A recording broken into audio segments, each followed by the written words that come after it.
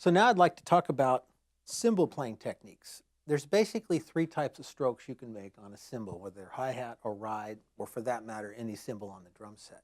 There's your tip stroke on top, your side stroke across the side of the cymbal, and then the edge stroke. Same thing on the ride. Tip, side, edge.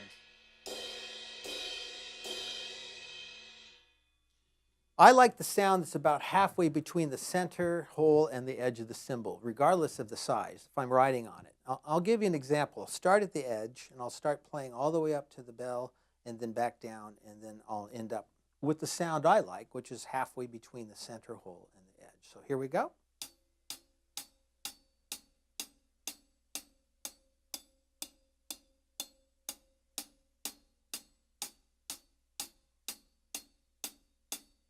So right about there, it's really about halfway between the center hole and the edge. You get the best combination of highs and lows. What that does for the side is that right here, you can reach up and play across the side like that. Oftentimes, I use more of an edge stroke than I do that kind of sound on the hi-hat. So if I'm playing with tips and I go to the edge, it's important that the stick be kind of thick when I play on the edge. I can play right up here below the tip, which we might call the neck of the stick. And then I can play down where it becomes uniform in thickness, so it's a thicker sound. Neck, then shoulder, of course tip. Oftentimes I use accent combinations where I play edge and tip strokes like this. That just gives you two different sounds, two different dynamic levels, and if you're playing it steady, it kind of adds to the sound of the groove. So with the ride cymbal, it's very similar, except that with the ride, I'm not going to play across the edge unless I want to use it as a crash or accent cymbal.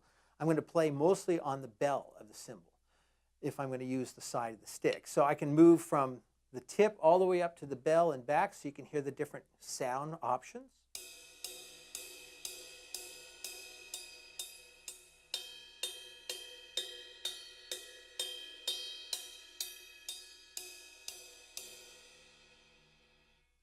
In the segment on snare drum sound, I talk about the importance of tuning the cross stick by laying your hand on the drum and moving it across to get the best possible sound. It's about 3.5 inches or so from the edge. I noticed that that's the same position for the shoulder of the stick on the bell of the cymbal. You can literally tune the bell tone.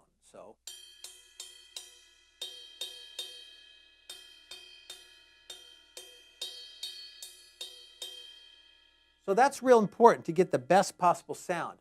I use little wing nuts and felts, especially the felts are what's small. Sometimes I'll even take the wing nut off, but these are like the size of a hi-hat felt. And I like those on most of my cymbal stands because I want the cymbals to actually breathe quite a lot to get a nice resonant tone. Same thing with the ride cymbal. And what this does is it makes this little bell, which is like a little miniature cymbal, more accessible. So it's important that you don't have your wing nut interfering with that or you might strike it. So I like them to be off to the side so when I play on the bell, I won't accidentally hit the wing nut. And I want to be able to have the ability to play where that sound is very consistent. If I'm using a body of the ride and the bell of the ride combination sound, I will often ride up here. Not down here going up like this. That's too awkward to be accurate and get that sweet tone out of the bell every time when your hand is moving up and down. So it's important to just move it to the side. So I'll ride up here and then sometimes actually kind of raise and lower my arm just a little like if I was playing across the side of the hi-hat.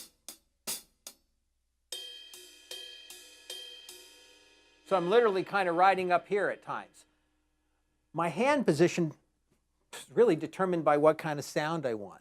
Okay, so if I want that nice bell sound, then I'm going to make sure I'm positioning my hand and my stroke where I can achieve that every time. So you might want to experiment with riding up here and then being able to get that really sweet sound there.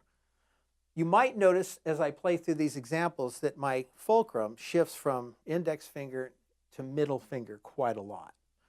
There's a lot of different philosophies on technique. I've studied technique extensively, and I use what I call a shifting fulcrum. So if I'm playing doubles, buzzes, or maybe fingers, I'll use a front hand grip a lot of the time. If I'm playing accented strokes, I'll use a mid-hand grip, as I call it, where it's a thumb and middle finger, more of a molar system. And the sound is more relaxed. I'm literally shifting from this position to slightly back, which again creates more weight distribution and more sound. So these are subtle things. So if I'm playing a bunch of double strokes, you'll notice that the fulcrum is in the front. If I'm playing accented singles, I'll shift to the mid-hand. So I'm constantly doing stuff with this. This is all to affect the touch, the tone, and the technique. So these are just subtleties that I've developed to try to get the best possible sound out of each part of the drum set. And I will be playing combinations of matched and traditional grip throughout. Pretty much most of the cymbal work will be done primarily with this grip. And then the snare will go back and forth between traditional and this. So all these little things add up to making everything sound really balanced and just a really great tone out of your cymbals. So keep those things in mind.